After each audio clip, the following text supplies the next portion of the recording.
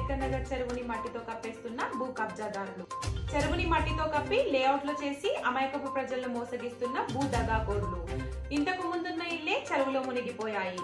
టిప్పర్ల సహాయంతో చెరువుని మట్టితో కప్పి మళ్లీ అమాయకపు ప్రజలను మోసం చేసేందుకు పన్నాగాలు పన్నుతున్న అక్రమార్కులు.